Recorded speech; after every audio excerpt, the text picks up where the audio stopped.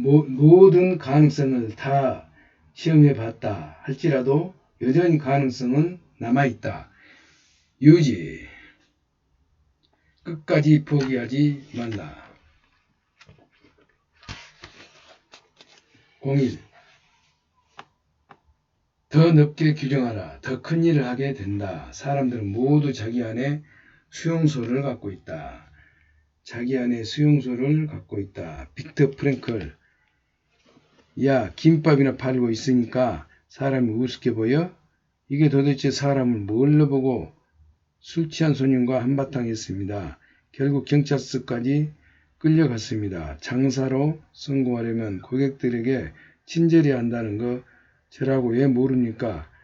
참을 인자 3번이면 살인도 면한다 라는 말을 되새기면서 참으려고 하다가도 나이도 한참 어린 놈 계속 반말짓거리로 속을 뒤집어 참을 수가 없었습니다. 늦은 시간 편의점에는 종종 이런 일들이 벌어집니다. 손님과의 다툼으로 자괴감에 빠진 40대 편의점 경영주. 김밥 한 줄을 팔더라도 내게 메일을 보내온 이 편의점 경영주는 멱살잡이를 하게 된 이유를 고객이 자존심을 건드렸기 때문이라고 했다. 물론 맞는 말이다. 하지만 그건 부분적으로만 맞다. 그보다 더 중요한 이유가 있는데 그것은 스스로 김밥이나 파는 사람으로 규정했기 때문이다. 스스로. 만약 그가 자신이 편의점 체인 기업을 꿈꾸는 사업가라고 규정했다면 똑같은 일을 겪고도 전혀 다른 태도로 보였을지 모른다. 훗날 훌륭한 기업가가 된 비결을 묻는 기자들의 질문에 답할 때 소개할 멋진 사례를 만났다고 오히려 치격을 반겼을지도 모른다. 이렇게 기자회견 장면을 상상하면서 말이다. 편의점을 하다 보면 가끔 자존심을 팍팍 긁는 짜증나는 고객들을 만나게 됩니다. 그럴 때마다 저는 그들의 기분을 누르고 때릴 수 있는 남다른 방법을 찾아내려고 애썼습니다. 그러자 그런 사람들이 오히려 단골 손님이 되어 입소문을 내줘서 점점 더 매출이 늘어났습니다. 그분들이 저를 시험하게 들게 하지 않았더라면 제가 이 자리까지 올 수 없었을 것입니다. 모두 그분들의 덕택입니다. 김밥을 판다고 해서 우리 자신을 김밥이나 팔고 있는 사람으로 규정해서는 안 된다. 그 일을 하면서도 미래의 우리나라를 짊어질 우린 새싹들을 돌려봐주는 멘토가 될 수도 있고 편의점 아르바이트생들에게 비즈니스 노하우를 가르쳐주는 코치가 될 수도 있으며 지역 주민의 인생 카운셀러가 될 수도 있다. 생각의 범위를 넓혀 우리의 자신을 더 넓게 규정하면 더 큰 일을 하고 얼마든지 다른 삶을 살 수 있다. 우리의 생각은 행동을 결정하고 우리의 행동은 운명을 결정한다. 이처럼 자신에 대한 규정이 행동으로 결정하고 나아가 운명까지 결정하는 것을 자기규정효과라고 한다. 나는 이런 사람이다 라고 스스로 규정하게 되면 정말 그런 사람처럼 행동한다. 그리하여 결과적으로 그런 사람이 된다. 창의성 분야의 대가인 로저 분 웨흐는 그저서 생각의 혁명에서 창조적인 사람의 특징을 한마디로 이렇게 정의하고 있다. 창조적인 사람들은 스스로 창조적이라고 규정하고 있다. 실제로 창의성에 영향을 미치는 요인들을 찾아내기 위해 성장 과정에서부터 교육 배경에 이르기까지 수많은 요인들을 조사한 결과 차이는 딱 한 가지. 창조적인 사람은 스스로 창조적이라는 생각을 하고 그렇지 못한 사람들은 자신이 창조적이라고 생각하지 않는다. 학기 초가 되면 나는 학생들에게 과목의 내용을 설명하고 난 다음 각자 자기소개할 시간을 갖는다. 그들의 자기소개는 대개 이런 식이다. 심리학과 3학년 누구입니다. 잘 부탁합니다. 이번에는 전자과학과 2학년 신입생 누구입니다. 심리학을 복수 전공하고 있습니다. 친하게 지냈으면 좋겠습니다. 자기소개가 끝나면 나는 학생들에게 이렇게 제안한다. 여러분 자신을 너무 좁게 정의하지 마십시오. 예를 들면 이런 식으로 좀 더 넓게 규정해보세요. 어떨까요? 규정해보면 어떨까요? 나는 세상 모든 어린이들이 꿈을 찾고 아무리 힘든 일이 있어도 절대 포기하지 않게 해주는 그런 만화가가 되기 위해 심리학을 공부하고 있는 누구입니다. 만약 이런 식으로 자신을 좀 더 넓게 규정한다면 그들에게 어떤 일이 일어날까? 강의실에서 시선과 표정이 달라질 것입니다. 대출하는 책과 인터넷 검색어가 달라질 것입니다. 일상의 복장과 말투가 달라질 것입니다. 즐겨보는 신문이나 방송이 달라질 것입니다. 그리하여 5년이 10년이 지나면 자기를 좁게 규정하고 살고 있는 사람들과 완전히 다른 삶을 살게 될 것이다. 다르게 규정하면 다르게 보인다. 청소부 앤디는 항상 남보다 일찍 나와 청소를 했다. 그러면 틈틈이 도각으로 모스부호를 공부했다. 어느 날 전보 교환원들이 자리를 비운 사이에 전보 하나가 들어왔다. 당시 규칙은 교환원 위에는 장비를 건드리지 못하게 되어 있다. 하지만 앤디는 전보를 받고 싶어 안달이나 처벌 위험을 감수하고 전보를 받았다. 사장은 그를 해고하기는커녕 교환원이 없을 때 전보를 받을 수 있게 해주었다. 그는 철도회사 전신원으로 스카우트 됐다. 전신원이었던 앤디는 여기도 독학으로 철도 운영 과정을 공부했다. 어느 날 출근 직후 열차가 탈선사고가 발생했다. 책임자와 연락이 되지 않자 그는 해고와 감옥형으로 각오하고 철로 노선 변경 정보를 지시해 사고를 수습했다. 그가 바로 철강왕으로 불리는 앤드류 카네기이다. 더 큰 일을 하고 싶다면 우리 자신을 넓게 규정해야 한다. 개인뿐만 아니라 기업도 자신을 너무 편협하게 규정하면 혹독한 대가를 치르게 된다. 노키아와 그 아빠편은 둘 다 역사가 100년이 넘는 기업이다.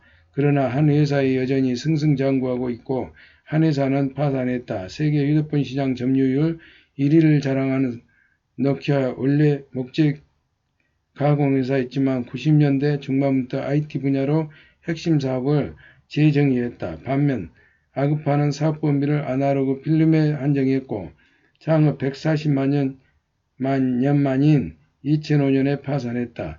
폴리드 디지털 시대의 도래를 먼저 인지했지만 자사 기술에 대한 자만심과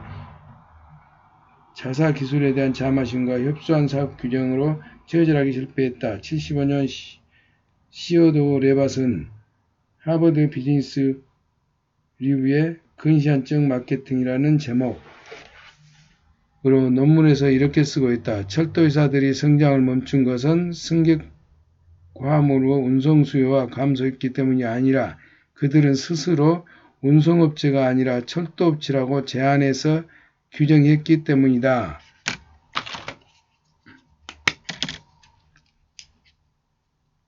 철도업체라고 제안해서 그들은 스스로 운송업체가 아니라 제안해서 개인들뿐만 아니라 기업도 자신을 편협해서 개인뿐만 아니라 자신도 자신을 너무 편협하게 규정하면 혹독한 대가를 치르게 된다.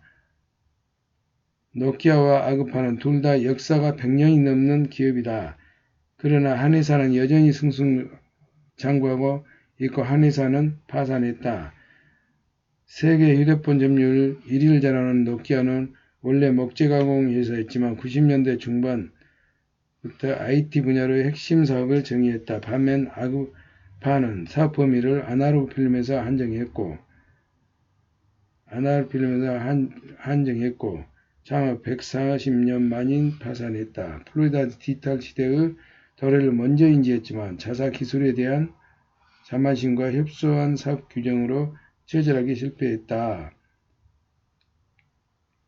근시안적 마케팅이라는 제목 논문에서 이렇게 쓰고 있다. 철도회사들의 성장이 멈춘 것은 승객과 화물 수요가 감소했기 때문이 아니다.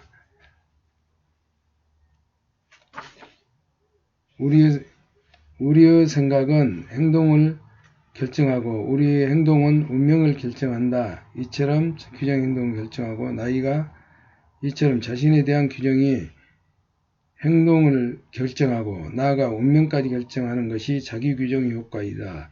나는 이런 사람이다 라고 스스로 규정하게 되면 정말 그런 사람처럼 행동한다. 그리하여 결과적으로 그런 사람이 된다. 생각혁명에서 창조적인 사람의 특징을 한마디로 이렇게 정의하고 있다. 창조적인 사람들은 스스로 창조적이라고 규정하고 창성에 영향을 미치는 요인을 찾아내기 위해 실제로 창성에 영향을 미치는 요인을 찾아내기 위해 성장 과정에서부터 교육 배경에 이르기까지 수많은 요인들을 조사한 결과 차이는 딱 한 가지였다. 창조적인 사람들은 창조적이라고 생각하고 그렇지 못한 사람들은 자신이 창조적이라고 생각하지 않는다. 예를 들면 이런 식으로 좀 더 넓게 규정해보면 어떨까? 세상에서 모든 어린이들의 꿈을 찾고 아무리 힘든 일이 있어도 절대 포기하지 않게 해주는 그런 만화가 되기 위해 심리학을 공부하고 누구입니다. 만약 이런 식으로 자신을 좀 더 넓게 규정한다면 그들에게 어떤 일이 일어날까? 강의실의 시선과 표정이 달라질 것이고 대출하는 책과 인터넷 검색어가 달라지고 일상의 복장과 말투가 달라질 것이고 즐겨보는 신문이나 방송이 달라질 것이고 그리하여 5년, 10년 지나면 자기를 좁게 규정하고 살고 있고 사람과 완전히 다른 삶이 될 것이다. 다르게 규정하면 다른 세계가 보인다.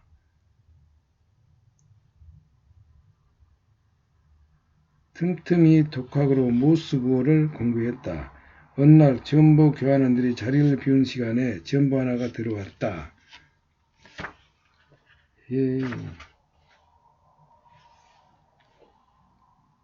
규칙은 교환원위원은 장비를 건드리지 못하게 됐다. 앤디는 전보를 받고 싶어 안달이나 처벌을 감수하고 사장은 그를 해고시키기는커녕 교환원이 없을 때 전보를 받게 해줬다. 그 후 그 철도회사 전신으로 스카우트 되었다.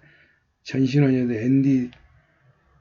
앤디에서도 독학으로 철도 운영 과정을 공부했다. 어느 날 출근 직후 열차 탈선 사고가 발생했는데 연락이 되지 않자 그 해고 감옥을 각오하고 철로 변경을 전보로 지시해 사고를 수습했다. 그가 바로 철강왕 불리는 앤드류 카네기다. 더 큰 일을 하고 싶다면 더 우리 자신을 더 넓게 규정해야 한다. 애플 컴퓨터 사업에서 다진 디자인과 소프트웨어 기술을 기반으로 핵심 사업을 제정해 획기적인 디지털 신제품 아이팟을 출시하고 휴대폰 시장의 패러다임을 바꿔버린 아이폰을 내놓았다.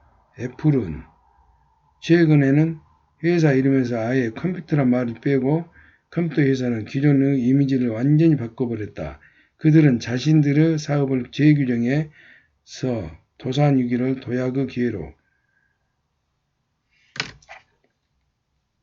애플 컴퓨터는 휴대폰 패러다임의 아이폰을 내놓았다. 회사 이름에서도 컴퓨터란 말을 빼버리고 컴퓨터 회사는 기존의 이미지를 완전히 바꿔버렸다. 그들은 자신들의 사업을 재규정해서 도산위기를 도약의 기회로 만들었다.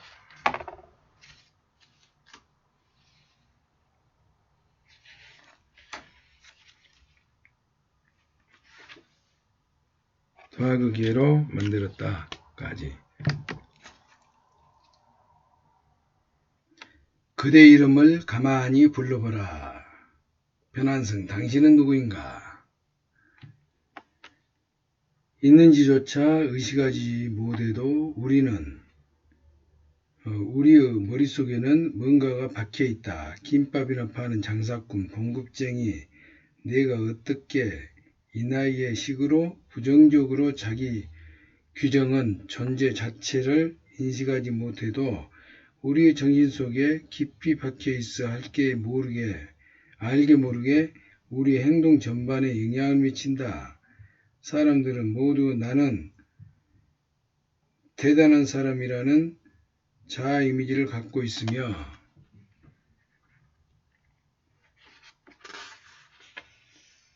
이와 일치하는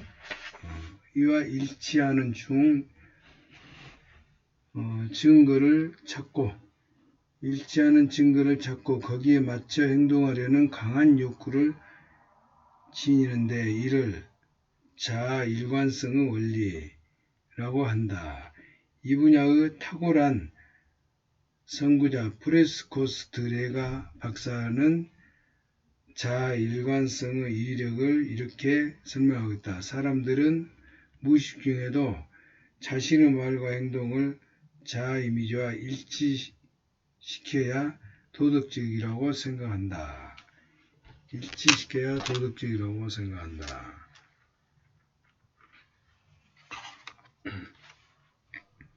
우울증으로 나와 상담을 하게 된 내 남자 한 명은 어쩌다 기분 좋은 일이 있어 즐거워지면 왠지 모르게 죄책감이 든다고 말했다. 왜 우울증에서 벗어나고 싶다면서 유쾌한 상태를 받아들이지 못하는 것일까? 자기 생각하는 자신의 모습과 불일치한 기분을 느끼면서 모순이 느껴지는 마음이 불편하기 때문이다. 사람들은 우울증에서 벗어나지 못하니까 우울증이라고 말하지만 사실은 자신이 우울증 환자라고 생각하기 때문에 우울증에서 벗어나지 못하는 경우가 훨씬 더 많다. 1863년 1월 1일 링컨 대통령이 노예 해방을 선언했을 때 자유를 찾아 떠날 것이라는 예상과는 달리 대부분의 노예들은 예전처럼 주인을 받들고 살아가기를 선택했다. 그렇게 갈구하던 자유가 주어졌는데 왜 그랬을까? 그들은 그렇게 사는 것이 팔자라고 머릿속에 울타리를 치고 살았기 때문이다. 애니메이션 치킨 런의 주인공인 암탉 진저는 탈출을 포기하고 열심히 알이나 낳자고 하는 닭들에게 이렇게 외친다. 여러분은 문제가 뭔지 아세요? 양계장 울타리가 눈앞에만 있는 것이 아니라 여러분 머릿속에도 있다는 거예요. 프란시스코스 레키 박사는 성공과 실패는 자아 개념에 달려있다는 사실을 실험을 통해 확인했다. 그는 장기간 연구를 통해 학업 실패자들이 마음속으로 이렇게 중얼거리고 습관이 있다는 사실을 확인했다. 나는 멍청이인가 봐. 나는 원래 철자에 약해. 난 수학 개념이 부족해. 심리학자 콜럼키스 역시 학생들의 수학 성적은 수학적 자질보다 그에 대한 믿음이 더 크게 좌우한다는 사실을 실험으로 확인했다. 수학 능력이 동등하더라도 수학을 잘할 수 있다는 믿음을 갖고 있는 학생은 그렇지 못한 학생들에 비해 시간이 갈수록 현저하게 수학 성적이 높아진다는 사실을 발견한 것이다. 나는 수학적인 머리가 없다고 자기를 규정하면 틀림없이 수학을 못하게 된다. 지금과는 다른 모습으로 살고 싶다면 그냥 자신을 원하는 모습의 사람으로 규정해버리면 된다.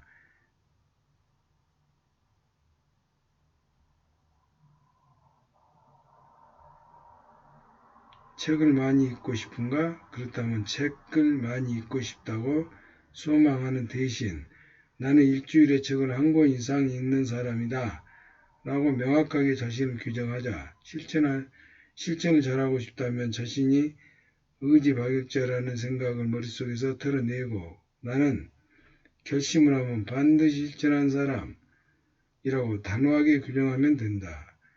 아이디어맨이 되고 싶은가? 그러면 나는 그냥 무슨 일을 하든 남다른 아이디어를 하나씩 떠올리는 사람으로 규정하자. 그러면 자기 규정이 우리를 그쪽으로 이끌고 간다. 나는 이대로 생각할 때 나 이후에 따라오는 자기를 규정하는 말은 강력한 힘으로 그것과 일치하는 증거를 수집하고 우리 자신을 그쪽으로 몰고 간다. 그래서 결국 우리는 그런 사람이 된다.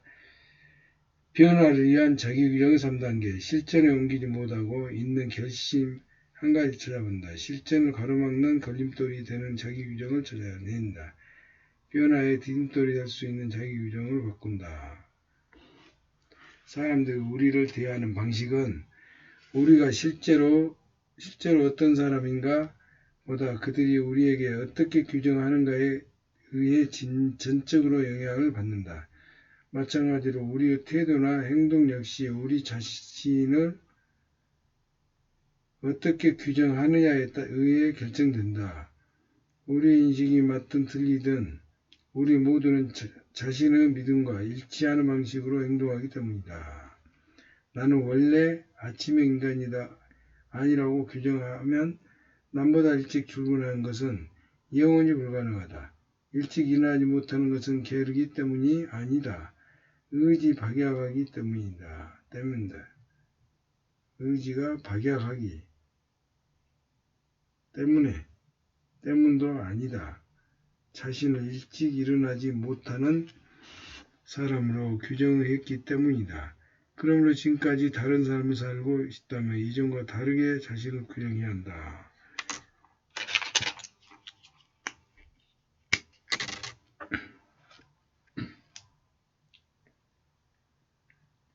일찍 일어나지 못한 것은 게으르기 때문이 아니다. 의지 박약한 때문도 아니다. 자신을 일찍 일어나지 못하는 사람으로 규정했기 때문이다. 그러므로 지금까지 다른 삶을 살고 싶다면 이전과 다르게 자신을 규정해야 한다.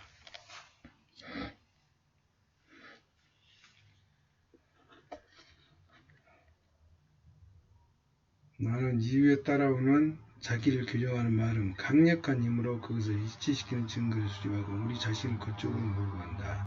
그래서 결국 그런 사람으로 된다. 더 큰 일을 하고 싶다면 우리 자신을 더 큰 존재로 규정해야 한다. 오래전에 세네카는 이렇게 말했다.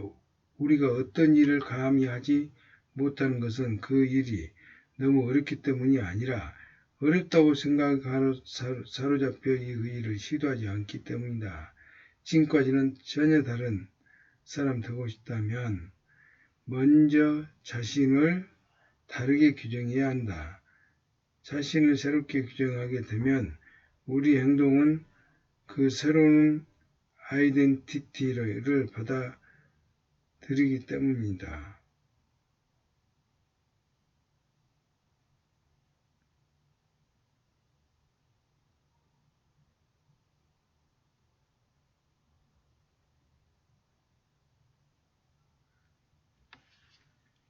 자동적으로 달라지기 때문이다. 다음은 자신을 크게 규정하고 난 다음 삶의 목표와 태도가 완전히 달라졌다는 대학원생이 보내온 메일 내용이다. 언젠가 교수님과 대화할 때 제가 원래 성향을 가지고 있거든요 라고 말한 적이 있었습니다. 그때 교수님께서 그렇게 낙인 찍지 말고 라고 말씀하셨습니다. 그 말씀을 듣고 저는 마치 망치로 머리를 얻어맞은 것 같았습니다. 생각해보니 저에게 항상 스스로 멍청한 사람으로 한계를 짓는 버릇이 있었습니다. 대학원에서 발표를 하면서 강의가 정말 내 적성에 잘 맞는다고 생각했는데 스스로 교수라는 직업을 가질 수 없는 사람으로 규정하고 상담사로 만족했습니다. 하지만 내 안의 가능성을 짚어주신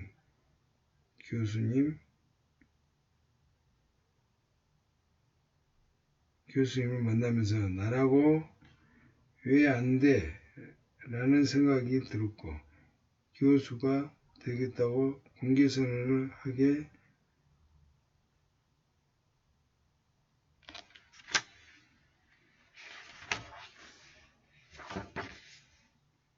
되었습니다. 그걸 보신 교수님께서 간간히 반농담으로 변환성 교수라고 불러줄 때마다 내게 1000만 킬로미터 밖에 있던 교수라는 직업이 1m씩 가깝게 느껴집니다. 실패할 수도 있습니다. 하지만 꿈도 꾸지 않는다는 것은 절대 용납할 수 없습니다. 아무리 노력해도 행동이 바뀌지 않는다면 행동을 바꾸려는 대신 자기 이미지를 다시 정의해야 한다. 자기 규정이 달라지면 행동은 저절로 바뀌기 마련이다. 어떤 사람은 생각 이상의 높은 곳에 오를 수는 없다. 생각만큼 성취 제한하는 것도 없으며 생각만큼 가능성을 높여주는 것도 없다. 더 큰 일을 하고 싶다면 자신을 더 크게 규정하고 더 높은 곳에 오르고 싶으면 자신을 더 높은 곳에 들여다 놓아야 한다. 나 운명은 내 생각이 만들고 나에게 기회를 부여하는 첫 번째 사람은 나 자신임을 명심하자. 자신의 이름을 가만히 불러보라. 그리고 이렇게 질문하라. 변한성 나는 누구인가? 지금까지 어떤 사람인가에 이제 어떤 사람인지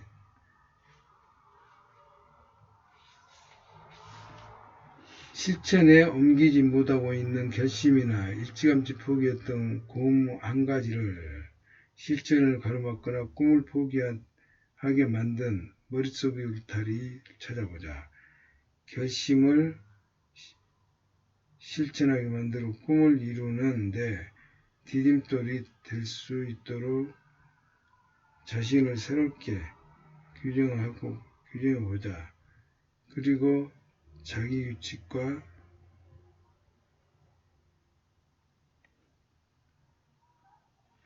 규칙과 일치하지 않은 일 한 가지를 찾아 행동으로 옮겨보자.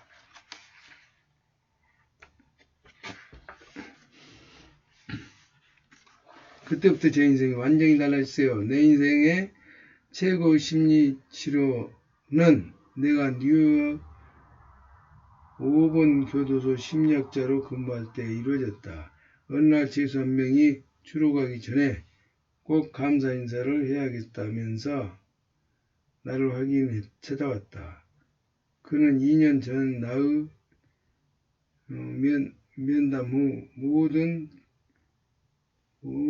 게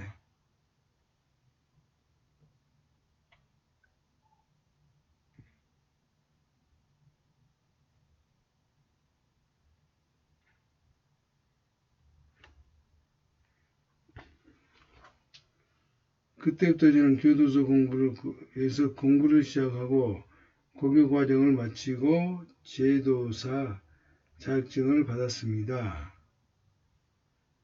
교회에 나가고 가족에게 처음으로 편지를 썼습니다. 교도소를 나가면 반드시 대학에 진학할 겁니다.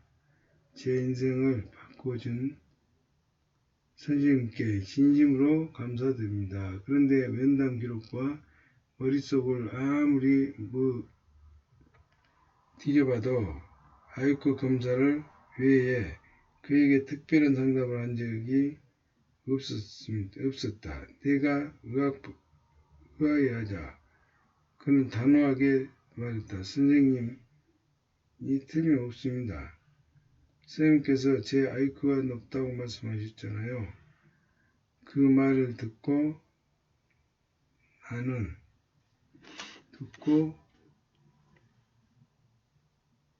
나서 제가 옛 친구들보다 십자 말풀이를 더 잘했는지 왜 체스를 좋아하고 제 체스 왜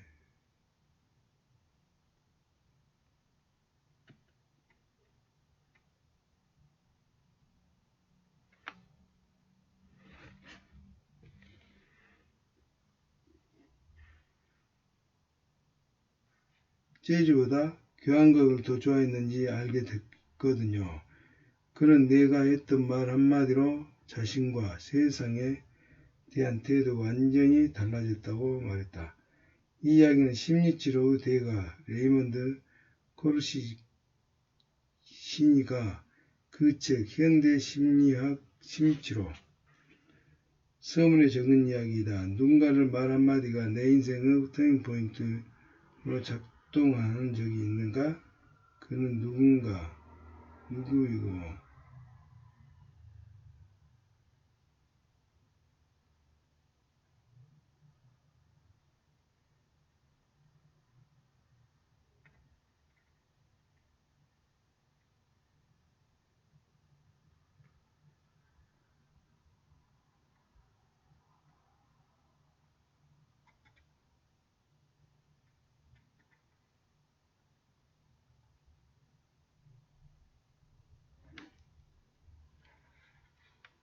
그는 누구나 내게 어떤 일을 했으며 그로 인해 나는 어떻게 달라졌는가?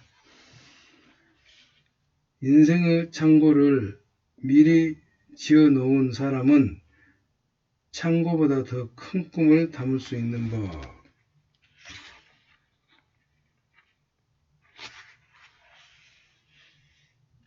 공이 너라고 말거라. 예스가 씌워진다. 변명을 들어놓지 않고 전혀 초대를 거절할 수 있는 사람은 진정 자유로운 사람이다. 줄루 레나드.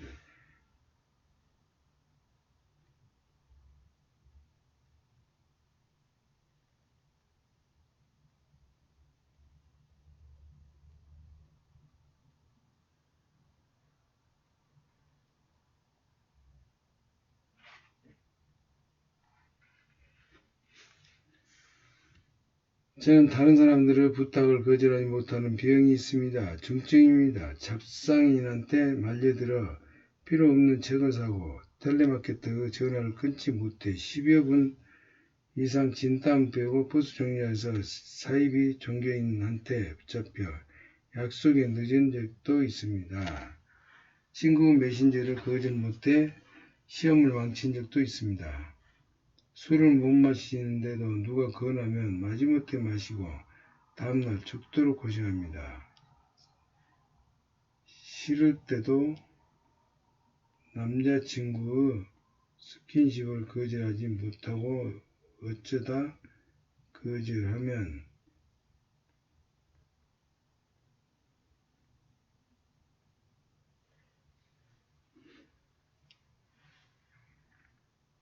다이어트를 중도에 포기했던 것도 누가 뭘 먹자고 할 때 거절하지 못하기 때문이었습니다. 이렇게 못난 제 재산을 전하니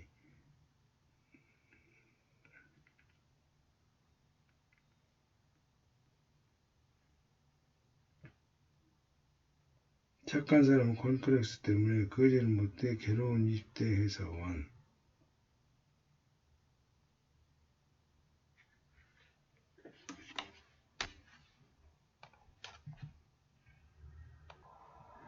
이 이야기는 심리치료의 대가 레이먼드 코르시니가 그 책 현대 심리치료의 서문에 적은 이야기다. 누군가 말 한마디가 내 인생의 터닝포인트로 작동했던 적이 있었는가?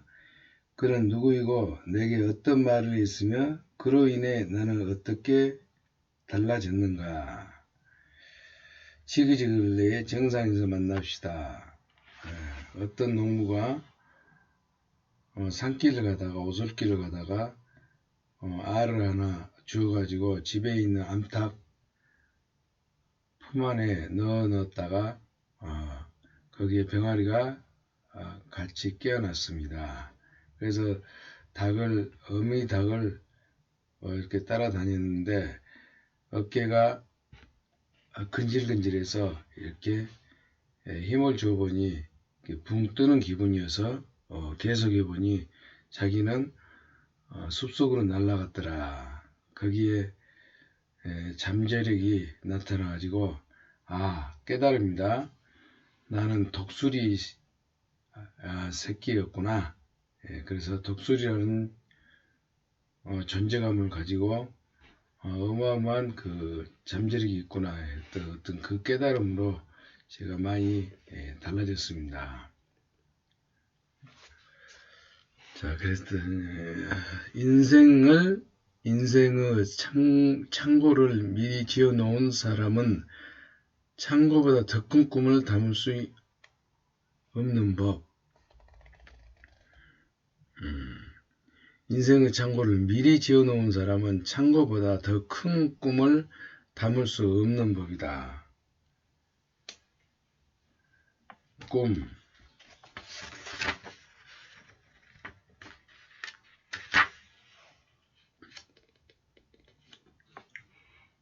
노라고 말해보라. 예스가 씌워진다.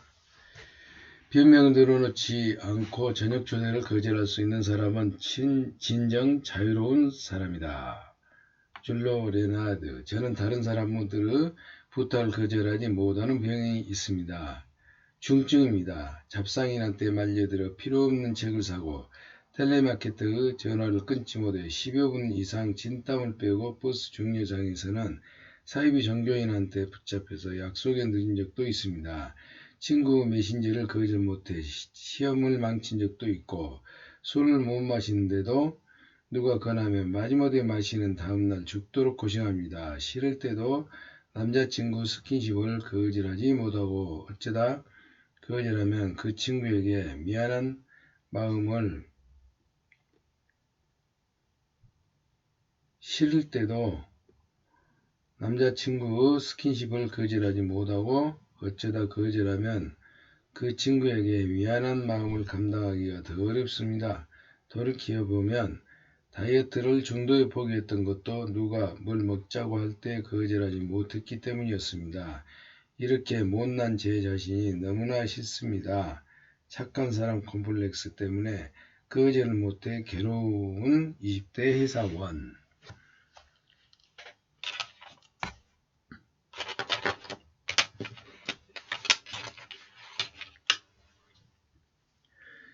싫은데 왜 싫다고 말하지 못하는 걸까? 결심을 중도에 포기한 사람들은, 그래서 원하는 것을 얻지 못하는 사람들, 그들에게 한 가지 공통점이 있습니다. 원치 않는 요청을 현명하게 거절하지 못하는 것이다. 그래서 이들은 진정으로 원하는 일, 정말 중요한 일에 투자할 시간과 에너지는 늘 부족하다. 한 취업정보 사이트에서 직장인 1112명에게 실시한 거절을 요원께 잘하는 편인가? 를 묻는 설문조사 결과 그중 51%가 그렇지 않다. 응답에 거절에 대한 어려움을 느끼는 사람은 매우 많음을 알려준다. 상담을 하다 보면 원치 않는 요청을 거절하지 못해 중요한 일을 못한다고 호소하는 사람들을 많이 만난다. 인간관계에서 상대방에 대한 배려만큼 중요한 건 없다. 하지만 살아가는데 배려 못지않게 중요한 것은 자신의 입장을 주장할 수 있는 용기다. 왜 거절할 수 있는 용기가 필요할까? 첫째, 원치 않는 부탁을 거절하지 못하면 정작 중요한 일에 투자할 수 있는 시간과 에너지가 그만큼 줄어들어 후회할 일이 많아지고 중요한 일을 제대로 할 수 없다. 둘째, 상대방에 대한 배려 때문이라고 생각하지만 거절을 못해 마지못해 부탁을 들어주게 되면 자기도 모르게 부탁한 사람에 대해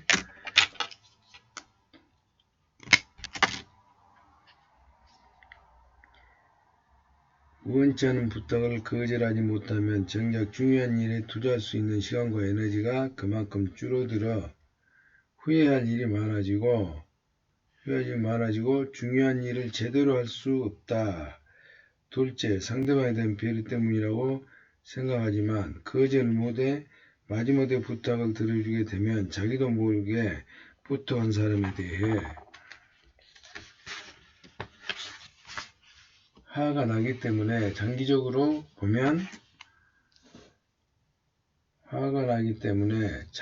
보면 인간관계가 나빠진다.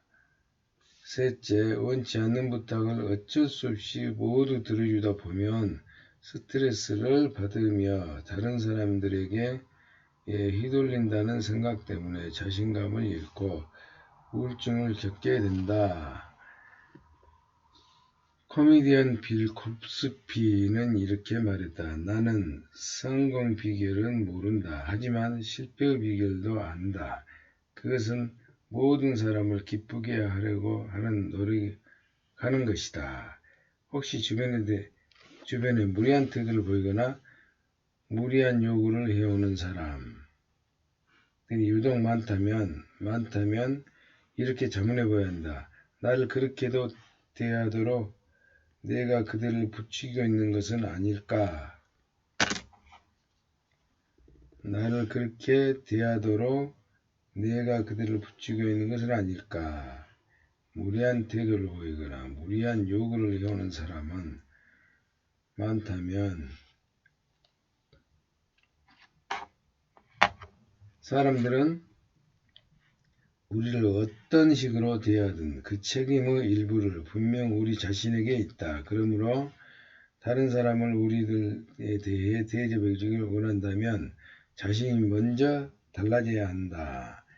페리즘 때문에 거절을 못한다는 사람들의 마음을 깊이 들여다보면 상대방에 대한 배려 때문이라고 아니라 거절할 수 있는 용기가 부족하기 때문인 경우가 많다.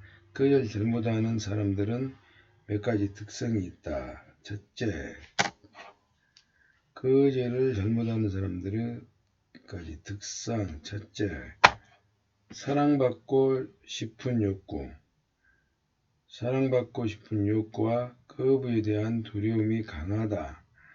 배려가 아니라 사실은 다른 사람들로부터 거부당하는 것이 두렵고 인정과 사랑을 받고 싶기 때문이며 울며 겨자 먹기로 돈을 빌려주거나 부탁을 들어주고 전천후 천사가 되어 하기 싫은 일을 해주는 사람들이 많다. 상대를 기쁘기 위해서 사랑받고 싶은 욕구와 거절을 했을 때 사람들로부터 따돌림을 당할지도 모른다는 두려움의 거절을 지시하는데 차단시킨다. 둘째, 스스로 중요한 사람이라고 믿고 싶어하는 경향이 강하다. 이들은 자신이 중요한 사람임을 확인하고 싶기 때문이 이런저런 부탁이나 초대를 거절하지 못한다. 하지만 우리가 요청을 거절해도 모임에 참석하지 않아도 사람들은 우리가 걱정하는 것보다 잘 지내며 모임 역시 아무 일 없이 돌아간다. 그러니 우리 자신이 너무 중요한 위치에 있다고 착각하지 말자. 지나친 사명감을 갖고 모든 자리를 빛내려고 하지도 말자. 사람들은 우리가 걱정하는 것보다 잘 지내며 모임 역시 아무 일 잘 돌아간다. 그러니 우리 자신이 너무 중요한 위치에 있다고 착각하지 말자. 지나친 사명감 가진 자리를 빛내려고 하지도 말자. 셋째, 우유부단하고 목표 없이 살아갈 가능성이 높다. 마음속으로 열렬하게 애쓰라고 말할 수 있는 것이 있다면 무의미한 일에 단호하게 노라고 말할 수 있다. 절실하게 원하는 것이 있는 사람은 그 일과 무관한 일을 과감하게 예면할 수 있다. 꼭 써야 할 글이 있다면 골프 제안을 거절하는 것이 쉽고 반드시 미쳐야 할 중요한 일이 있다면 저녁 약속을 취소하는 그리 어려운 일은 아니다. 그러므로 끊임없이 이런저런 요청에 휘둘리고 있다면 그건 자신이 추구하고 있는 진짜 중요한 목표가 없기 때문이다. 자신이 추구하고 있는 진짜 중요한 목표, 이런저런 요청에 휘둘리고 있다면 사랑받고 싶은 욕구와 거부에 대한 두려움이 강하다. 노를 잘해야 S가 늘어난다. 항상 바쁘다고 웃으면서도 제대로 해놓은 일이 없는 사람들의 공통점은 부당한 요청을 적절하게 거절하지 못한다는 것이다. 부당한 요청은 적절하게 거절하지 못한다는 것이다. 반면 뭔가 남다른 업적을 이룬 사람들은 다르다. 그들은 다른 사람들의 불필요한 부탁을 현명하게 거절할 줄 안다. 자신이 중요하다고 생각하는 일에 방해가 되는 일은 단호하게 거절할 줄 안다. 그들에게 몇 가지 특성이 있다. 첫째, 거절 못하는 숨은 이유를 알고 있다. 그들은 거절을 못하는 것이 인정받고 싶은 욕구와 거부에 대한 두려움 때문임을 알고 있다. 그러니 지혜롭게 거절하고 싶다면 먼저 거절하지 못하는 진짜 이유가 무엇인지 찾아봐야 한다.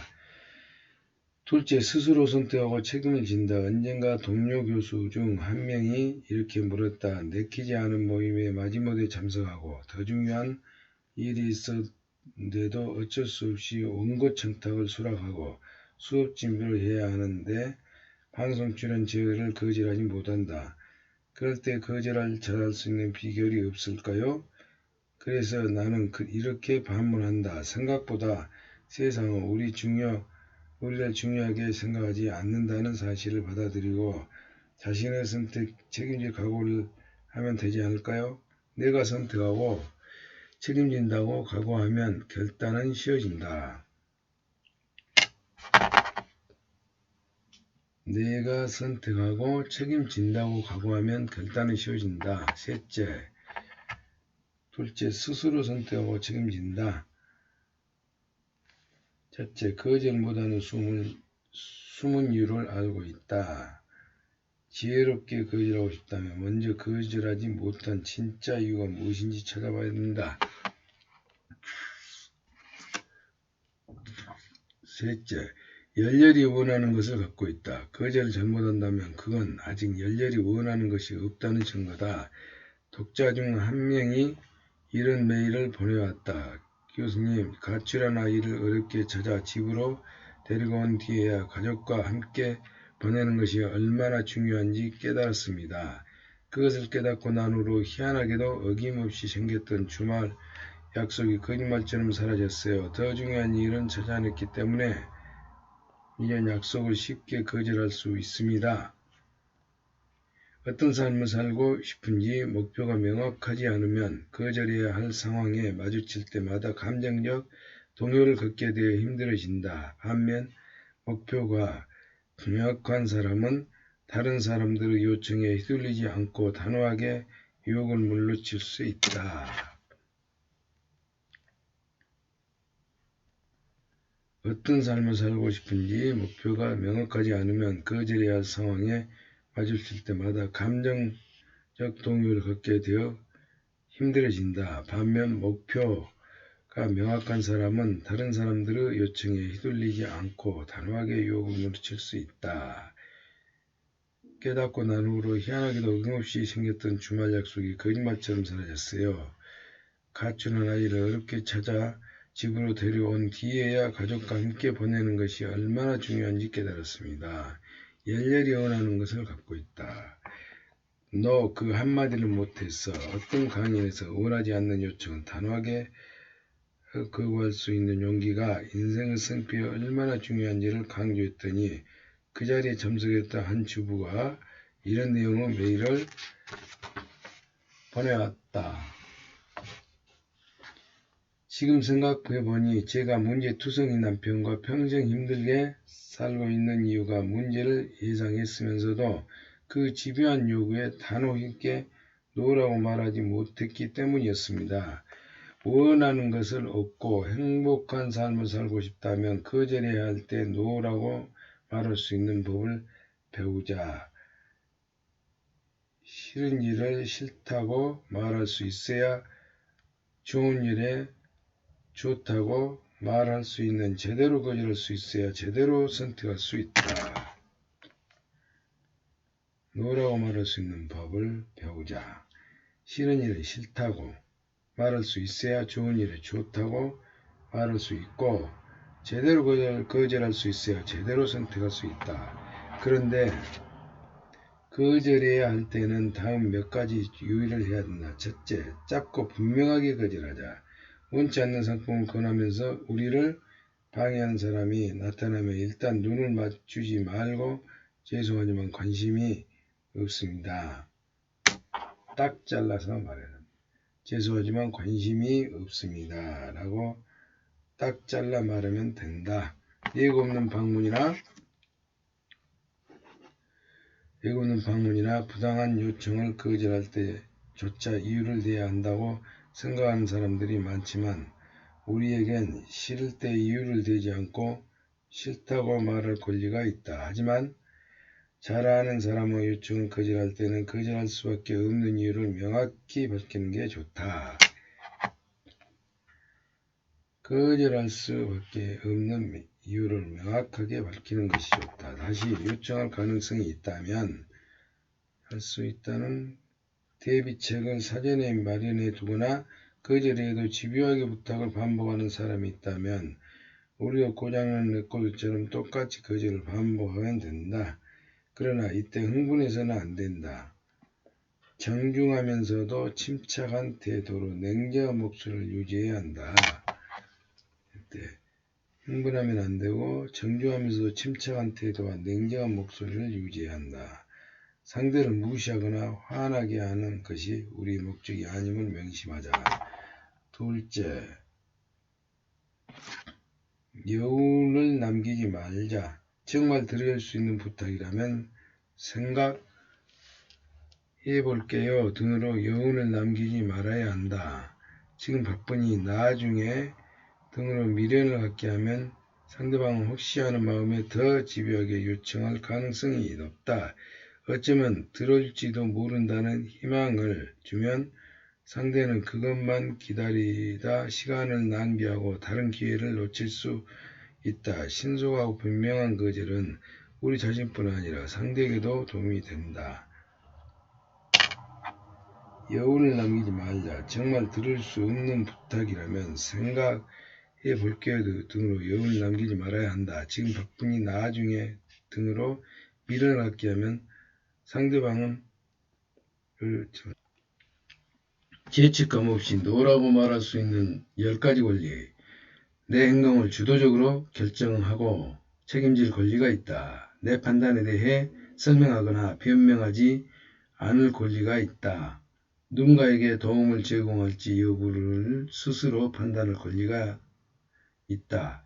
생각이 달라지면 언제든지 약속을 철회할 권리가 있다. 매사 완벽할 필요가 없으며 때때로 실수할 권리가 있다. 모르는 것에 대해 나는 모른다고 말할 권리가 있다. 상대방이 제공한 호의와 상관없이 행동할 권리가 있다. 비합리적이나 즉흥적으로 결정할 권리가 있다. 시간이 남아더라도 바쁘다고 말할 수 있는 권리가 있다. 싫은 일에는 단호하게 관심이 없다고 말할 권리가 있다. 퇴로를 차단하라. 딴 생각을 할 수 없다. 어떤 다리를 건너고 어떤 다리를 불태우느냐가 인생에서 가장 어려운 일이다. 데이비드 러셀. 어떤 다리를 건너고 어떤 다리를 불태우느냐가 인생에서 가장 어려운 일이다.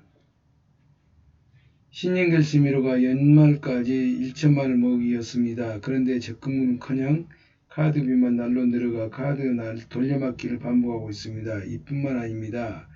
얼마 전에 음주운전으로 대형사고를 낼 뻔해서 절대로 음주운전을 하지 않겠다고 다짐했습니다. 하지만 술만 먹으면 정신이 나가 죽어라고 차를 몰고 갑니다. 이 나쁜 버릇을 어떻게 고칠 수 있을까요? 낭비벽을 고치지 못해 아직 월세방에서 살고 있다는 30대 후반의 남자. 빅토르 위기가 하인에게 옷을 벗어준 까다. 저축을 하겠다고 다짐했는데 왜 카드 빚을 지게 될까? 카드를 갖고 다니기 때문이다. 하지 않겠다던 음주운전을 왜 다시 하게 될까? 자동차 열쇠를 갖고 술을 마시기 때문이다. 소설 레미제라블과 노트르다무 꼭주 저자이자 19세기 프랑스 최고 작가 빅토르 위고는 글을 쓸 때면 하인에게 옷을 몽땅 벗어주고 해가 진 다음에 가져오라고 했다. 놀고 싶은 유혹을 차단해 글을 쓸 수밖에 없도록 자신을 속박하기 위한 것이다. 우리나라 소설가 이회수 선생 역시 집에 감옥철장을 설치해두고 원고를 집필할 때는 그 안에 들어가서 아내에게 밖에서 문을 잠그도록 부탁하여 스스로 가뒀다. 평범한 사람들일 뿐만 아니라 위대한 일을 해낸 사람들 역시 이런저런 유혹을 받는다. 그들이 유별나게 의지력이 뛰어났기 때문에 유혹에서 벗어날 수 있었던 것이 아니다. 그들만의 지혜로운 방법이 있었기 때문이다. 그들은 아무리 좋은 의도라도 당장 쾌락 앞에서는 쉽게 무료가 될 수 있음을 잘 안다. 그래서 그들은 지극히 힘을 믿고 상황의 힘을 활용한다. 하지 말아야 할 일은 하지 못하도록 해야 할 일은 할 수밖에 없도록 상황을 조절해주는 지렛대를 가지고 있다. 저축을 하겠다고 다짐했는데 왜 카드를 치니까? 카드를 갖고 다니기 때문이고 하지 않겠다는 음주운전을 다시 하게 될까? 자동차 열쇠를 갖고 술을 마시기 때문이다.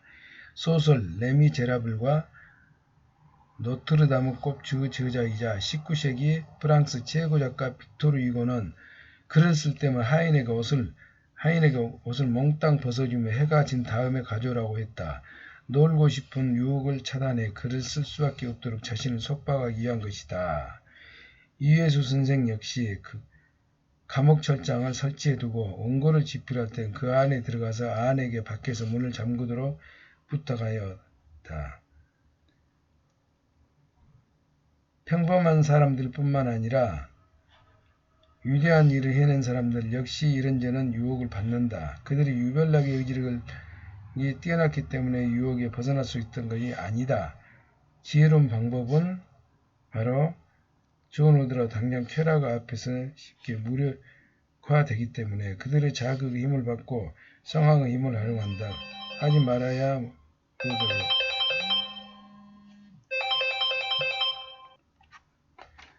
박테리아에서부터 인간에 이르기까지 모든 생물체는 지극히 영향을 받는다.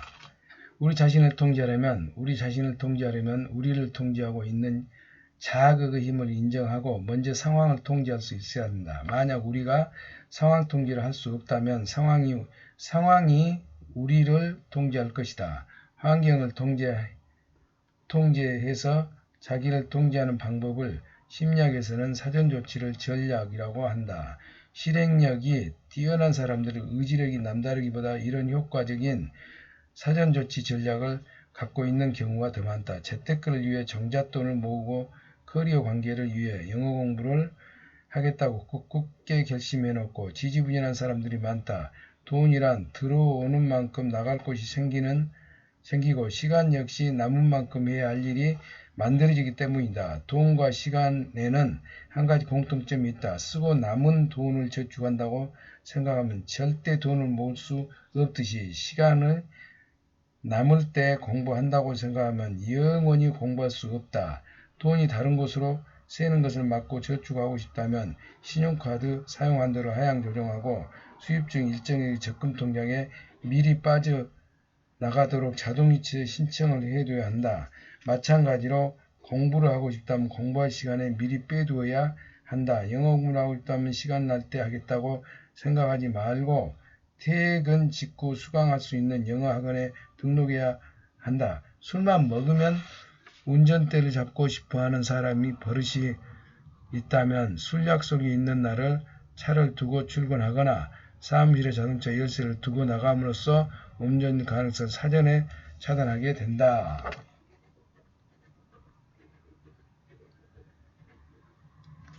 다리에 불을 질러 테러를 차단하다.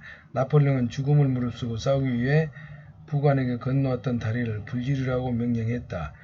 위대한 정복자 줄리어스 시저나 무적의 해적 바이킹 역시 육지에 도착하면 자신들의 배에 불을 질렀다. 모두 도망갈 구멍을 막고 테러를 차단해야 죽기 살기로 싸워 이길 수 있을 것을 알고 있기 때문이다. 한 고조의 명장 한신은 전쟁할 때 전세가 불리해지면 병사들이 도망갈 염려가 있기 때문에 강물 뒤로 해서 진을 쳤다. 그래서 물에 빠져 죽으나 싸워 죽으나 마찬가지라고 생각한 병사들은 죽을 힘을 다해 싸워 전쟁에서 이기게 되었으므로 이로 인해 배수진을 친다. 배수지진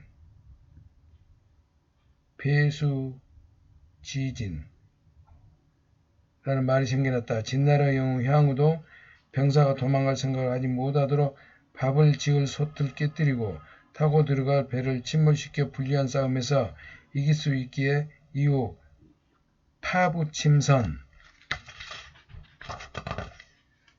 이란 말이 전해왔다. 다리에 불지르기, 배 침몰시키기, 배수전치기, 밥솥 깨뜨리기는 모두 실행력이 뛰어난 사람들이 갖고 있는 훌륭한 사전조치 전략이다.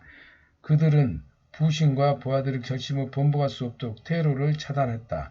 자기 자신을 속박해서 결심을 반복하지 못하게 때문에 나는 이런 조치를 전략을 가두리법이라고 또 한다. 도서관으로 가서 공부를 할 수밖에 없도록 첫 교사 수업을 수강하거나 새벽 스터디 모임을 간사이를 자청해 아침형 인간으로 될 수밖에 없도록 만드는 것.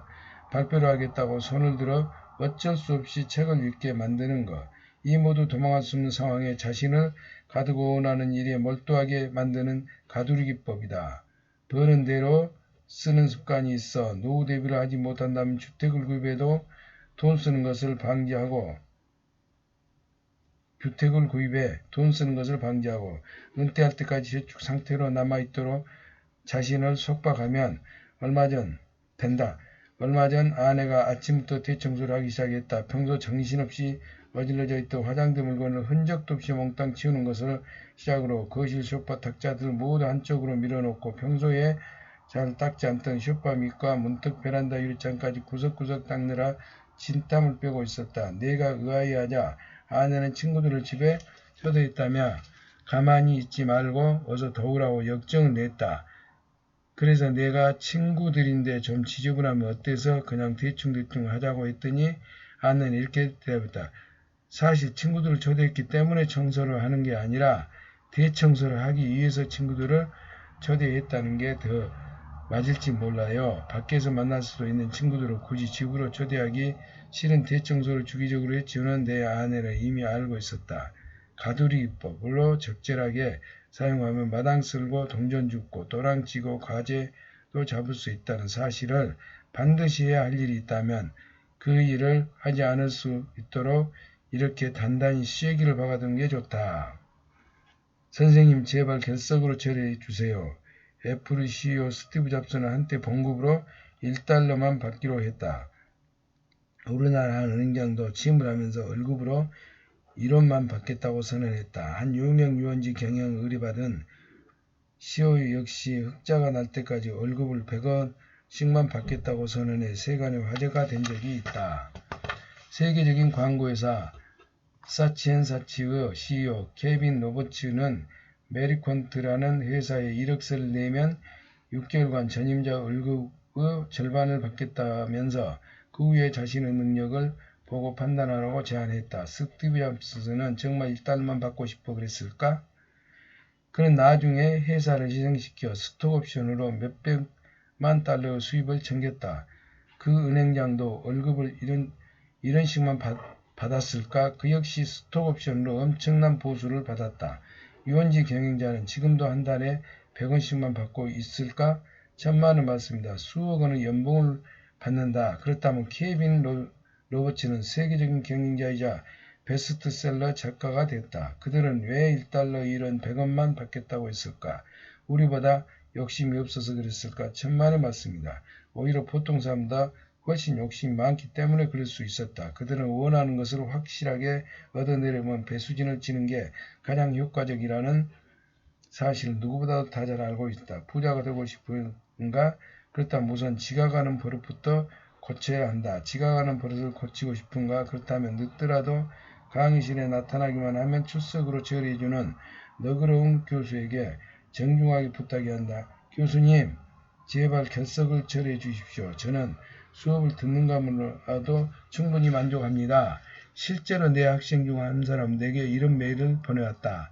선생님, 저는 수업에 꼭 몇 분씩 늦는 못된 버릇이 있어요. 이전에 그걸 별 대수롭게 생각하지 않았는데 학기 초 출근 시간 연봉 관계에 대한 교수님 말씀을 듣고 지각 버릇을 고치기로 결심했습니다.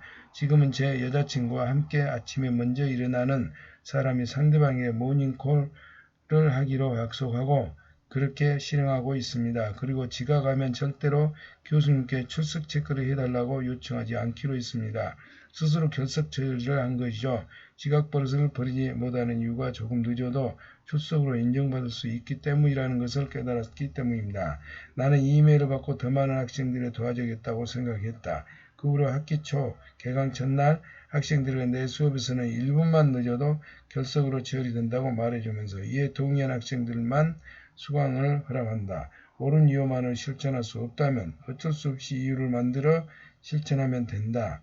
얼마 전 금연을 위해 가두리기법 확실하게 활용한 주인공 한 명을 회의 투표에서 발견했다. 전직 은행가인 영국인 제프 스파이스. 금연을 위해 집은 물론 전기나 물도 없는 진짜 무인도 스카라비아 섬으로 들어가 직접 불을 피우며 텐트에서 생활하기로 했다.